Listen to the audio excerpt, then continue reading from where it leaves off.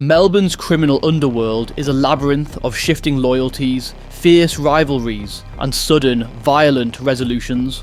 Among the many figures who played pivotal roles in this clandestine world, Gavin "Capable" Preston stood out not only for his fierce reputation, but also for the dramatic and violent nature of his life and death.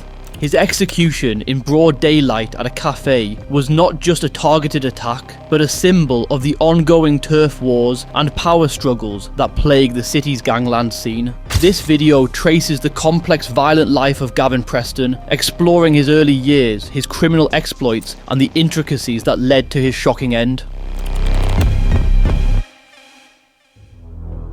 Born in 1972, Gavin Preston grew up in the working-class suburb of Sunshine in Melbourne's west. While his neighbourhood was known for its toughness, Preston's upbringing did not involve the typical triggers of criminal behaviour such as abuse or neglect. He attended Sunshine High School, and in his 1988 yearbook photo, he appeared as a confident, smiling 16-year-old with a blonde mullet, embodying the carefree look of a young surfer rather than a future standover man. During his school years, Gavin was described as charismatic and wild, with a natural ability to lead and a fierce loyalty to his friends. He played football and supported Richmond in the VFL, fitting in with his peers in a community that valued strength and resilience. However, those who knew him in school did not anticipate the violent path he would soon take. Gavin's transformation began shortly after he left school. By age 17, he had started on a path of increasing violence and quickly became familiar with juvenile detention centres. One of the most notable incidents of his early criminal career occurred on November 30th, 1991.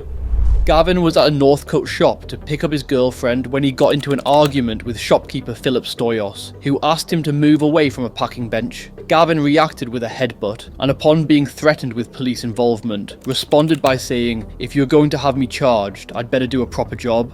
He proceeded to brutally beat Stoyos, leaving him with severe injuries that required hospitalisation for days. Gavin's violence was not limited to confrontations where he felt provoked. In August 1992, Greg Wilson, an innocent passerby, learned this when he made the mistake of simply looking at Gavin on the street. Without hesitation, Gavin attacked Wilson with a stick, beating him until he was nearly unconscious. During his sentencing, Gavin did show an uncharacteristic flash of remorse, admitting that he did the wrong thing and that he had this problem for a while, a rare acknowledgement of his violent impulses. By 1996, however, Gavin's criminal activity escalated from street-level assaults to major crimes. That year, at the age of 24 and just out of detention, he committed an armed bank robbery in St Albans. Accompanied by an associate wielding a rifle, Gavin jumped the counter and made off with $22,000. The robbery terrified the bank staff and patrons, many of whom were women and children. When arrested, Gavin refused to cooperate with detectives and remained silent throughout his trial and plea, only allowing his lawyer to state that neither drugs nor his upbringing were to blame. Unlike many others in the system who attributed their behaviour to difficult upbringings or drug problems, Gavin never blamed his parents or circumstances for his actions. Violence, for him, was simply part of who he was. Pentridge, a sprawling and notoriously tough prison in Melbourne, was home to many of Victoria's most hardened and dangerous criminals before it was closed in 1997. For Gavin, who was already known for his violent tendencies, Pentridge became the backdrop for his rise as a feared inmate and leader. While incarcerated at Pentridge in the 1990s, Gavin became associated with influential figures within the prison system, including Matthew Johnson, who would later become infamous for murdering Gangland figure Carl Williams. Johnson, a well-known career criminal and enforcer, shared Gavin's propensity for violence and had a reputation for being both calculating and brutal. Prison records showed that Gavin was often involved in altercations, once attempting to assist Johnson in killing another inmate during a dramatic attempt to break through protective glass. Their plan was only foiled when a quick-thinking prison guard barricaded them and other inmates in a cell until help arrived. Gavin and Johnson's association was significant, as both men recognised the power that came from uniting prisoners under a common cause. This shared understanding of the harsh prison hierarchy and the need for mutual protection led to the formation of the prisoners of war. POW gang. The POW gang's philosophy revolved around the idea of unity against the system and other inmate factions, positioning itself as a brotherhood that would fight tooth and nail to protect its members. For Gavin, this was not just a survival strategy, but also a way to wield influence and power. With Matthew Johnson at his side, POW gained notoriety as one of the most formidable groups within the prison. Johnson's reputation for orchestrating violent acts, paired with Gavin's own track record of brutality, ensured that POW maintained a position of strength. Just quickly, if you're enjoying this video so far and want more stories from the Australian underworld, please consider subscribing and liking this video. It really helps me out and helps the channel grow. Gavin's release in 2007 marked a moment when many believed he might turn his life around. He initially attempted to work in the construction industry and reconnect with his family, showing signs of wanting a more legitimate life. However, tragedy struck in 2011 when Gavin's brother Richard died from a heroin overdose. The loss profoundly impacted Gavin, reigniting the violence that had defined his earlier years and pulling him back into the criminal underworld. Overwhelmed by grief, Gavin returned to his old life, connecting with criminal associates and seeking power in Melbourne's underworld. Among his closest criminal associates was Nabil Madleb Magni, a feared enforcer with deep ties to Middle Eastern organised crime. Together, they became involved in some of the most notorious incidents of the early 2010s. Police investigated Gavin and Nabil over the near-fatal 2011 shooting of bandido bikie Toby Mitchell outside the gang's Western Street Brunswick clubhouse. During that botched assassination, Mitchell was shot multiple times in the stomach, back and hip. Despite severe injuries, including the loss of a kidney, he survived but did not cooperate with police. Days later, Gavin and Nabil were apprehended following a dramatic chase through Melbourne's central business district, during which they drove against traffic along the Collins Street tramline. Authorities recovered an unregistered firearm, blood-stained clothing, and suspiciously, a detailed floor plan for a gym near the Bandidos' headquarters. DNA evidence linking Gavin to the Mitchell shooting, however, was inconclusive. In 2012, a solicitor involved with the underworld, Nicola Gobbo, informed police that Gavin had a hit list with targets that included herself, Toby Mitchell, Mick Gatto, a well-known figure in Melbourne's underworld, and others. Police later intercepted Gavin and Nabil as they drove through the city in a Mercedes-Benz, armed and suspected of planning to carry out an attack on Gatto at a restaurant near Melbourne Town Hall. Although no charges were laid, the interception confirmed the suspicions that Gavin and Nabil posed a significant threat and prevented what could have been a bloody showdown. There was another name, however, on Gavin's list, and that name was Adam Curry. On May 29, 2012, Gavin, under police surveillance as part of Operation Encryption after his release from custody in December 2011, visited Corey's Canning Street apartment late at night. Gavin arrived at approximately 10:40 PM in a Holden Commodore, seeking to discuss a drug debt. Heated discussions took place between the two outside, and other known associates and drug users were seen at the apartment throughout the night. By 11:57 PM, Gavin and Corey were alone. Minutes later, Corey was fatally shot twice in the head. Surveillance footage from a camera monitoring Corey's residence captured Gavin wearing a hood and gloves, leaving at 12:54 AM, just before neighbours reported screams and contacted emergency services. Gavin was arrested the next day and charged with murder. During a 9-day trial in May 2015, Gavin pleaded guilty to defensive homicide. He claimed Corey drew a gun first, prompting a struggle that ended in Corey's death. Evidence revealed that Gavin had been in contact with Corey in the days leading up to the shooting, fueled by suspicions that Corey would inform authorities to settle a $2,500 debt. Gavin also cited his belief that Christopher Badness Binsey, an associate of Toby Mitchell's, was planning to plant a car bomb in retaliation for the shooting. In early 2012, Bince actively stalked Gavin, going as far as placing a rudimentary tracking device on his car and saving a photograph of Gavin's girlfriend on his phone. This culminated in an incident where Special Operations Group police found Bince's vehicle outside Gavin's home containing a gun, which suggested he fled on foot to avoid confrontation with law enforcement. It was later revealed that Bince had reportedly entrusted Corey with the explosives while he was out of state. On August 11th, 2015, Gavin was sentenced to 11 years and moved to Victoria's maximum security Barwon prison. Here, the founding figure of the Prisoners of War gang faced betrayal from within. In an orchestrated prison attack, 5 of his own turned against him. A video, reportedly sourced from a body-worn camera, reveals the immediate aftermath of the assault.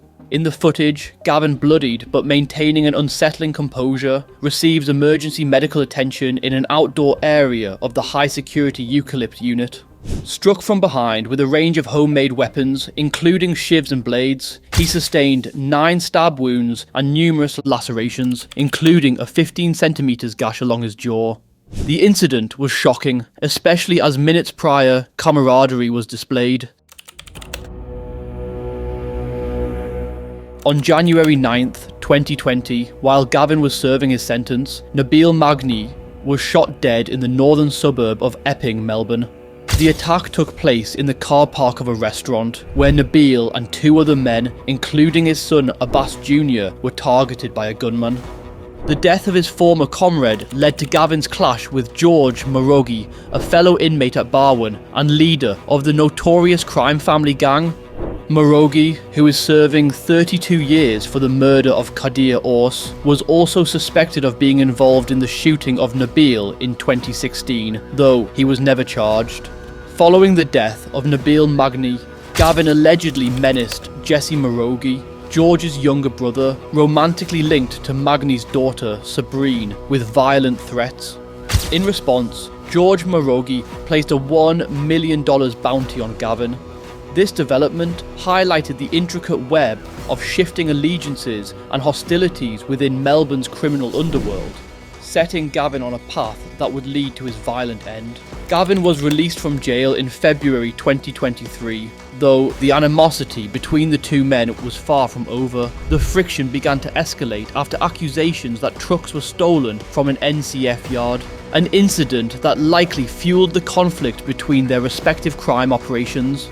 In addition to the truck thefts, Gavin's name was linked to several violent events. For example, there was speculation surrounding his involvement in a violent attack at the Preston General Cemetery in late July 2023, where a crypt related to George and Jesse Morogi's sister, Meshlin, who passed away from complications related to COVID-19, was desecrated. While Gavin's connection to that specific crime wasn't conclusively proven, the bounty on his head was heavier than ever before. The morning of September 9th, 2023 began like any other for Gavin Preston. He arrived at Lulu's Café in Keilor East, accompanied by his close associate Abbas Magni Jr. to share a meal. At around 10:20 AM, as Gavin and Magni Jr. sat at a table on the cafe's footpath, 2 gunmen ambushed them. Armed with firearms, they opened fire on the pair, immediately putting Gavin in their sights. The attack was swift and brutal, with Gavin being hit multiple times by a flurry of bullets. Magni Jr. was also struck, suffering shots to his stomach and upper body, but managing to escape despite his injuries. The gunman, who had planned the hit with precision, fled the scene quickly, but not without leaving behind a trail of evidence. Witnesses later reported seeing the 2 men in black clothing as they made their getaway. The gunmen initially fled in an Audi Q5, but in an apparent attempt to destroy any evidence, they tried to set the car on fire. One of the attackers even set his own hand on fire while attempting to destroy the vehicle. Despite their efforts, a quick-thinking resident extinguished the flames with a garden hose, allowing police to recover crucial evidence from the scene. In their panic, the attackers switched vehicles shortly after abandoning the Audi. They transferred to a black Volkswagen Polo, which was later found abandoned several kilometers away. The murder prompted an immediate and intensive investigation by Victoria Police. Within days, authorities began piecing together evidence, including witness statements, forensic data, and surveillance footage, which led them to suspect 2 men from Sydney were involved in the killing. Jaden Tito, a former rugby league player from the southwestern Sydney suburb of Bradbury, was arrested in a pre-dawn raid on October 25th, 2023. Tito, who had been living under the radar, was charged with the murder of Gavin and the attempted murder of Magni Jr. Tito's arrest came nearly a month after the murder and marked a breakthrough in the investigation. Shortly after Tito's arrest, Victoria Police turned their attention to another individual, Rabi Zahabi, from Yagoona in southwestern Sydney. Zahabi had been under police surveillance for months and had been questioned by homicide detectives in November 2023. However, despite his early involvement in the investigation, Zahabi was not immediately charged. It wasn't until April 2024 that he was arrested and charged in connection with the murder after a series of events that included his involvement in a separate gun-related incident in Sydney. The legal process that followed the arrests of Tito and Zahabi was marred by delays and legal manoeuvres. Tito in particular became known for changing lawyers multiple times. As of July 2024, Tito had switched legal representation for the 4th time, prompting frustration from the court. Zahabi had also seen his case go through delays, but both defendants' cases were fast-tracked to the Supreme Court by August 2024. This decision ensured that the case would avoid the typical committal hearing process, which is used to determine if there is enough evidence for a trial. Instead, Tito and Zahabi would stand trial directly in a higher court, where the evidence against them would be presented in full. In August 2024, both Tito and Zahabi pleaded not guilty to the charges of murder and attempted murder. Their plea marked the beginning of the trial phase of the legal process, which would determine whether they would be convicted for the murder of Gavin Preston. However, despite 2 men being charged, several key questions remain unanswered. Investigators are focused on how the killers knew Gavin's exact location that morning, suggesting they had prior knowledge of his movements, possibly through surveillance or inside information. One of the most mysterious aspects of the case is the role of Abbas Jr. Magni. His presence at the scene has sparked speculation, as it remains unclear if he was deliberately targeted or if his injury was just a collateral result of the attack on Gavin. The complexity of the situation, involving multiple potential motives, criminal alliances, and the high-profile nature of the crime, means that the full truth may not be revealed until the trial reaches its conclusion. Until then, speculation will continue to surround the circumstances of Gavin's murder, as well as the reasons behind it. Gavin's grave at Altona Memorial Park bore the words, "It is what it is," a fitting epitaph for a man who embraced the ruthless world of crime with open eyes. As the investigation continues, the true motives behind his assassination remain unclear. Was it a betrayal by those closest to him, a power struggle within the criminal world, or perhaps a mix of both?